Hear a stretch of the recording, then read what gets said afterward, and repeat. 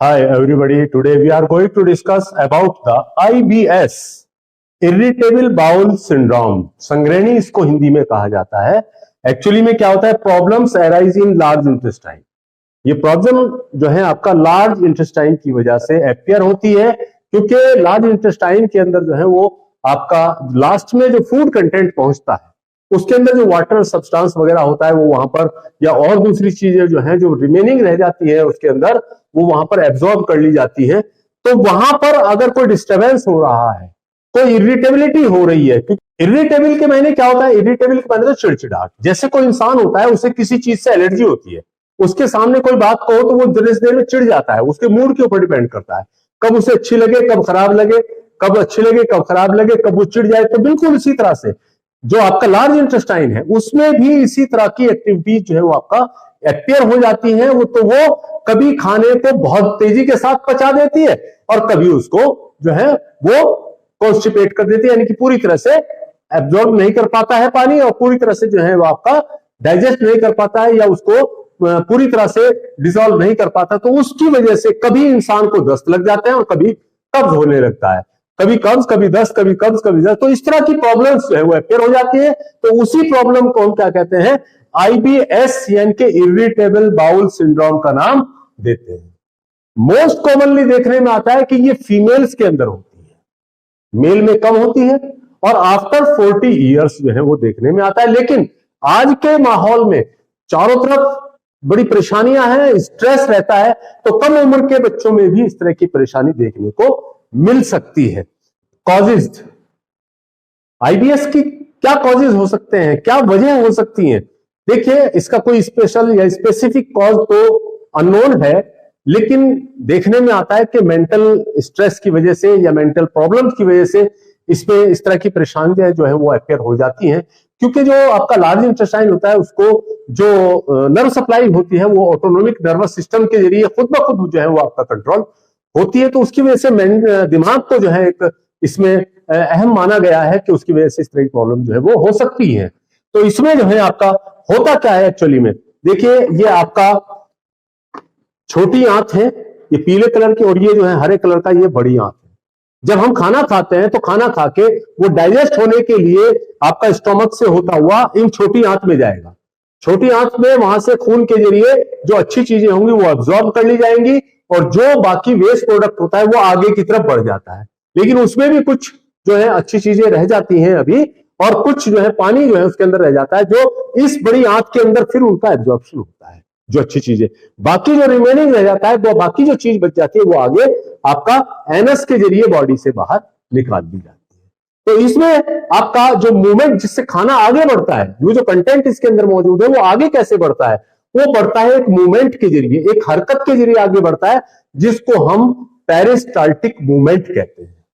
Peristaltic movement देखिए कैसे होता है, आपने देखा होगा या आप कभी एक्सपेरिमेंट कर सकते हैं कि एक तालाब के पास जाके उसके एक किनारे पर आप जो है कोई पत्थर कोई कंकड़ वगैरह जोर से फेंक दीजिएगा तो वहां से लहरें उठती है।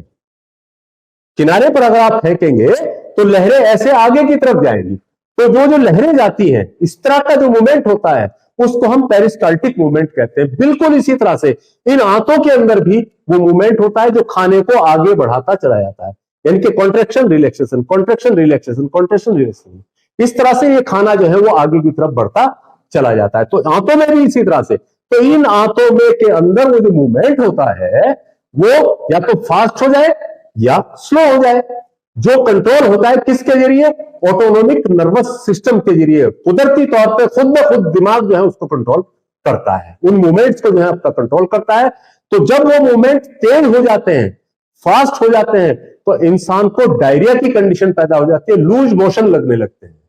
और अगर वो मूवमेंट स्लो हो जाए, कम हो जाते हैं, तो वहां पर कॉन्स्टिपेशन की, कब्ज की शिकायत हो जाती है।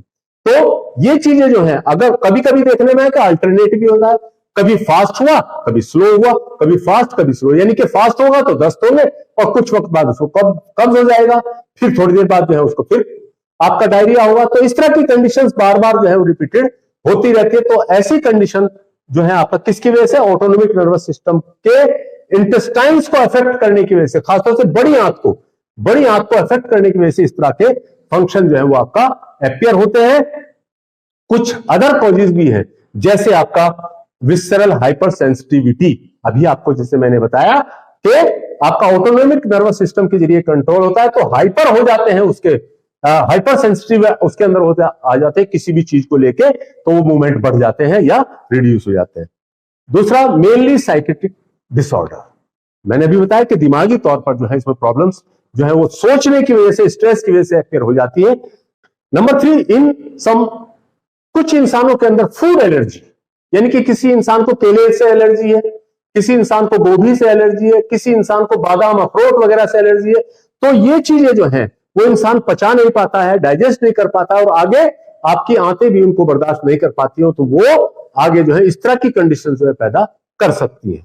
नेक्स्ट, मे एनी इन्फेक्शन, आंतों के अंदर कोई किसी तरह का इन्फेक्शन पैदा हो जाए तो उस सूरत में भी ये कंडीशन पैदा हो सकती है। कुछ मेडिकेशंस, सम मेडिकेशंस, कुछ दवाइयां ऐसी होती है जिनकी वजह से या तो मूवमेंट बढ़ जाता है या घट जाता है। यानी कि जैसे एंटीबायोटिक है आपका, किसी इंसान को एंटीबायोटिक जो है वो मूवमेंट को फास्ट कर देती है तो वहां डायरिया होने लगता है, और किसी इंसान में वो मूवमेंट को रिड्यूस कर देती है तो वहां पर कब्ज होने लगता है। तो कुछ मेडिसिन भी ऐसा रोल अदा करती है। उसके बाद इम्बैलेंसेस ऑफ गुड बैक्टीरियाज। देखिए, लार्ज इंटेस्टाइन के अंदर, बड़ी आंत के अंदर जो है कुछ बैक्टीरियाज होते हैं जो यूजफुल होते हैं बॉडी के काम के लिए यूजफुल होते हैं, खाने को डाइजेस्ट करने के लिए, एब्जॉर्प्शन करने के लिए, या और किसी दूसरे इन्फेक्शन से बचाने के लिए यूजफुल होते हैं। लेकिन जब उनके अंदर इम्बैलेंस हो जाए, इम्बैलेंस होने की कंडीशन में वो अपना काम प्रॉपर नहीं कर पाते हैं, खाने को सही तरीके से डाइजेस्ट नहीं कर पाते हैं, उसका खाने का एब्जॉर्प्शन सही नहीं हो पाता है, तो उस वजह से भी इस तरह की प्रॉब्लम पैदा हो सकती है। नेक्स्ट नंबर आता है आपका इर्रेगुलर डाइटिंग। देखिए, आज के माहौल में इंसान हर वक्त जो है किसी न किसी स्ट्रेस में, काम की स्ट्रेस में या जल्दबाजी में वो उलझा रहता है, तो उसकी वजह से वो खाना प्रॉपर टाइम पे नहीं ले पाता है। तो जब खाना प्रॉपर टाइम पे नहीं ले पाता है तो उसकी वजह से भी आंतों के अंदर इरिटेबिलिटी सी आ जाती है, एक चिड़चिड़ाहट सी हो जाती है आंतों के अंदर भी, तो वहां पर भी आंतें जो है उसको सही तरीके से एब्जॉर्ब नहीं कर पाती, सही तरीके से डाइजेस्ट नहीं कर पाती है, तो उसकी वजह से भी ये प्रॉब्लम जो है वो आपका देखने में आती है। नेक्स्ट आपका stress and emotion of different types. इंसान को मुख्तलिफ किस्म की टेंशन है, ओवर थिंकिंग है, किसी चीज की डर है, नर्वसनेस है, और इसके साथ साथ जो रेस्टलेसनेस है, बेचैनी रहती है, इंसान को एक फियर रहता है किसी न किसी बात का कि भाई रोजगार का है, या बच्चे पास नहीं हो रहे हैं, या बच्चा रोजगार पे नहीं गया है, या और दूसरी चीजें, किसी न किसी चीज को लेकर एक ओवर थिंकिंग इंसान करता रहता है, एक फियर उसके दिमाग में रहता है, तो उसकी वजह से भी इस तरह की प्रॉब्लम्स जो है वो आपका अपियर हो सकती है। रात में सही तरीके से नींद ना आना, इंसोम्निया जिसको हो जाता है, टेरिस्मस जैसी कंडीशन पैदा होती है, यानी कि पेट अभी करके आओ, फिर लग रहा है कि कुछ उसमें फिर खाली होना है, फिर लग रहा है कि कुछ गड़बड़ है, तो फिर बार बार जाता रहता है। Malabsorption of water contents etc, जैसे मैंने अभी आपको बताया कि बड़ी आंतों का काम खासतौर से वाटर का एब्जॉर्प्शन, और जो यूजफुल थिंग्स आगे पहुंच गई उनको वापस रीअब्जॉर्ब कर लेती है, तो उसका सही तरीके से एब्जॉर्प्शन ना हो पाना, तो उसकी वजह से भी इस तरह की परेशानी जो है आंतों के अंदर मौजूद हो सकती है, इस तरह की परेशानी पैदा हो सकती है। साइंस एंड सिम्टम्स, यानी कि कैसे, कौन से वो निशानियां हैं, कौन से लक्षण हैं जिससे हम पहचान सकते हैं कि ये जो है आपका आईबीएस का पेशेंट हो सकता है, या इरिटेबल बाउल सिंड्रोम का पेशेंट जो है आपका हो सकता है। जैसे नंबर 1, फ्रीक्वेंट लूज मोशंस और कॉन्स्टिपेशन, यानी कि इंसान को बार बार जो है लूज मोशन का होना और बार बार कॉन्स्टिपेशन का होना। जैसे मैंने आपको बात बताया कि आंतें जो है वो आपको किसी चीज को मान लो बर्दाश्त नहीं करती है। जैसे बुजुर्ग लोग कहते हैं कि खाना जो है वो सोच समझ के और अच्छा खाना चाहिए, जो अच्छा लगे, जो मन को अच्छा लगे। तो जिस चीज को आंख बर्दाश्त नहीं करती, यानी कि जिससे आंख देख के कह देती यार ये तो खाना अच्छा नहीं लग रहा है, पसंद नहीं आ रहा है, तो उसको आंतें कैसे बर्दाश्त करेंगी? ठीक है ना। तो इसीलिए आंतों का मूवमेंट या तो घट जाए या बढ़ जाए। अगर बढ़ जाता है तो मतलब कहने का लूज मोशन हो जाएंगे, घट जाएगा तो जो है वहां पर कॉन्स्टिपेशन हो जाएगा। तो या फिर अल्टरनेट, कभी लूज मोशन कभी कॉन्स्टिपेशन, कभी लूज मोशन कभी कॉन्स्टिपेशन, तो इस तरह की निशानियां वहां पर दिखाई देती है। Stomach pain, stomach pain cramp के साथ, बहुत सी बार पेट में दर्द होता है और ऐठन सी होती है, तो ये कंडीशन भी उसमें देखने को मिलती है। Distension in the abdomen, abdomen के अंदर डिस्टेंशन, फूला हुआ महसूस होता है। आपका ब्लोटिंग, पेट के अंदर ऐसा लगता है जैसे गैस भरी हुई हो, गैस की वजह से आपका पेट जो है वो आपका फूला रहता है। Mucus in stool, with twitching, यानी कि टॉयलेट के साथ जो है आपका, टॉयलेट के साथ मवाद जैसी, म्यूकस जैसी, चिपचिपी सी जो है वो आपका बलगम जैसी चीज जो है वो निकलती है, और वो काफी मरोड़ के साथ, ट्विचिंग के साथ जो है बाहर स्टूल के साथ आती है। पेन स्पेशली आफ्टर ईटिंग, खासतौर से देखने में आता है कि खाना खाने के बाद जो है वो दर्द का एहसास ज्यादा होता है। May continue slight pain in whole abdomen, कभी कभी देखने में आता है कि हर वक्त पेट में मीठा मीठा दर्द सा बना रहता है ऐसे पेशेंट को। प्रॉब्लम्स इन डिफिकेशन, टॉयलेट करते वक्त इंसान को बहुत ज्यादा परेशानी होने लगती है, और गैसियस फॉर्मेशन होने की वजह से, रिजिडिटी होने की वजह से एब्डोमिनल डिस्कंफर्ट, पेट के अंदर जो है एक अजीब सी बेचैनी जो है वो आपका देखने को मिलती है। डिस्कंफर्ट होता है एब्डोमेन के अंदर, टाइट एब्डोमेन, कभी एब्डोमेन जो है बहुत ज्यादा टाइट हो जाता है, अगर कॉन्स्टिपेशन है तो टाइट हो जाएगा, और अगर लूज मोशन हो जाए तो एकदम से आपका लूज हो जाता है, पिलपिला सा हो जाता है आपका एब्डोमेन जो है आपका। समटाइम्स में इंडिकेट अदर सीरियस डिजीज, कभी कभी ये चीजें जो है वो अदर सीरियस डिजीज की तरफ भी इशारा करती है, जैसे कोलाइटिस, आंतों के ऊपर सूजन का होना, या फिर जो है आपका कैंसर जैसी कंडीशन जो है वो आपका आंतों के अंदर अपेयर होना, ये उसकी तरफ भी इशारा कर सकती है। ट्रीटमेंट, देखिए ट्रीटमेंट में ये आपका कंप्लीटली पूरी तरह से क्योर नहीं होती, जब ये परेशानी हो जाती है तो पूरी तरह से क्योर नहीं हो सकती। हाँ, कंट्रोल जरूर हो सकती है, कंट्रोल में रह सकती है, लेकिन जहां जहां से आपने लापरवाही की फिर दोबारा से वो परेशानी पैदा हो सकती है। तो ऐसी सूरत में आपको गैस्ट्रोलॉजिस्ट के साथ साथ, गैस्ट्रोएंडोलॉजिस्ट के साथ साथ जो है आपका, आप किसी साइकेट्रिस्ट से भी इसमें मशवरा जरूर लें, और उन्हीं के मशवरे से आप जो है आपका ट्रीटमेंट जारी रखें, और लंबे समय तक इसमें ट्रीटमेंट लेना होगा, अदरवाइज जो है ये परेशानी जो है वो बहुत ज्यादा बढ़ती चली जाएगी। एलोपैथिक मेडिकेशन में आप क्या करेंगे, आप ऐसी दवाइयां लें जो आपके स्पास्म को कम करें, reduce the bowel spasm, bowel को कम करें। ऐसी दवाइयों का इस्तेमाल करें जो आपके कॉन्स्टिपेशन को कम करें, कॉन्स्टिपेशन को कम करें, और ऐसी दवाइयां लीजिए यानी कि जो आपके डायरिया को कम करे, रिड्यूस डायरिया। एंटी डिप्रेसेंट के साथ साथ इसमें साइकोलॉजिकल थेरेपी के जरिए जो है वो आप इलाज कराएं तो बहुत बेहतर होगा। आयुर्वेद के तौर पर अगर आप ट्रीटमेंट करना चाहते हैं, आयुर्वेद को अगर आप लाइक करते हैं, उससे ट्रीटमेंट करना चाहते हैं, तो हिमालय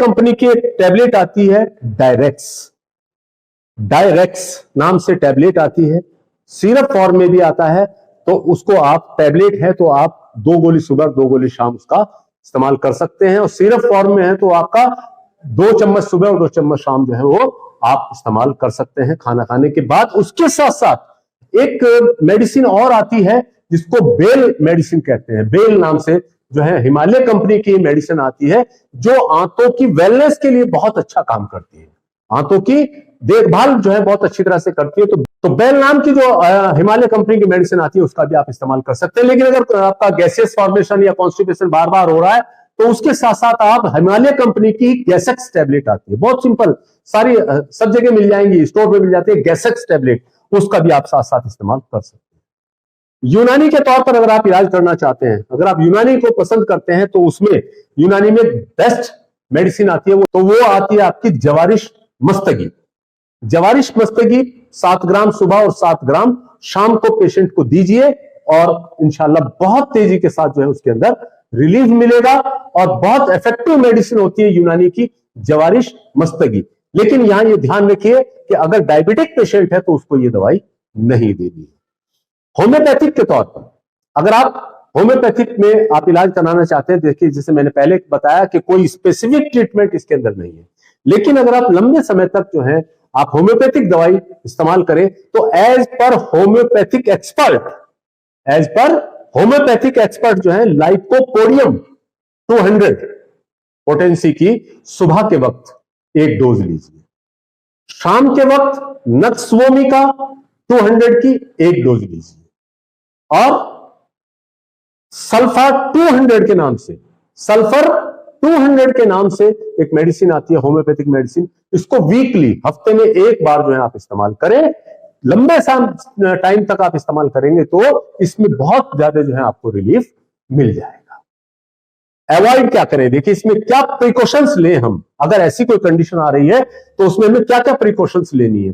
देखिए सबसे पहली चीज तो डाइट की जो इरेगुलरिटी है, उसको खत्म करें, उसको अवॉइड करें, यानी कि ठीक टाइम पर आप सही टाइम पर जो है वो खाना लें। दूसरा, अवॉइड स्ट्रेस, सबसे इंपॉर्टेंट चीज है।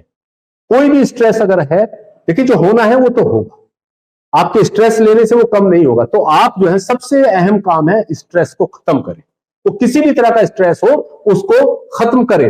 अवॉइड टारगेटेड फूड मींस, यानी कि मतलब क्या है इसका मतलब है कि जिन मेडिसिन से या जिस फूड से आपको एलर्जी हो आप उसको अवॉइड करें। अगर केले से एलर्जी हो तो केला बंद कर दे, गोभी से एलर्जी तो गोभी बंद कर दे, ठीक है। तो जिस फूड से आपको परेशानी होती है उसको अवॉइड करें। नंबर 2, मार्केट की चीजें, बाहर की चीजें, यानी कि जंक फूड वगैरह, इसको बिल्कुल बंद कर दें। नेक्स्ट है आपका स्मोकिंग वगैरह अगर आप कर रहे हैं तो उसको भी बिल्कुल बंद कर दें। देखिए इन प्रिकॉशन के साथ साथ आपको एक चीज का और ध्यान रखना है। नंबर 1 तो ये कि खाना जो है वो सही टाइम पर। दूसरे, पानी का जो आप इस्तेमाल कर रहे हैं, एक तो उसका इस्तेमाल ज्यादा से ज्यादा रखें। दूसरे, जो पानी आप इस्तेमाल करते हैं, जो वाटर आप ले रहे हैं, उसको बॉयल करके रखें। बॉयल करके किसी बर्तन में रखें, उसको थोड़ा थोड़ा करके पीते रहें। पानी ज्यादा पिए और उसको बॉयल करके पिए, तो ये आपको बहुत ज्यादा फायदा जो है आपको पहुंचाएगा। क्योंकि यहां पर पानी का बहुत अहम रोल होता है। डिहाइड्रेट हो सकती है आपकी बॉडी, तो उससे बचने के लिए पानी का ज्यादा से ज्यादा इस्तेमाल करें। और किसी इंफेक्शन से आपको डर है, बचना है, तो वहां पर पानी को बॉयल करके तभी इस्तेमाल करें। बॉयल करके ठंडा कर लें, उसके बाद इस्तेमाल करते हैं। तो ये था हमारा आज का लेक्चर, IBS यानी इरिटेबल बाउल सिंड्रोम। अगर इसमें से कोई सवाल आपके जहन में आ रहा है तो आप हमारे कमेंट बॉक्स में डाल सकते हैं। और अगर ये वीडियो आपको पसंद आया हो तो लाइक, शेयर, सब्सक्राइब जरूर करें। थैंक्स।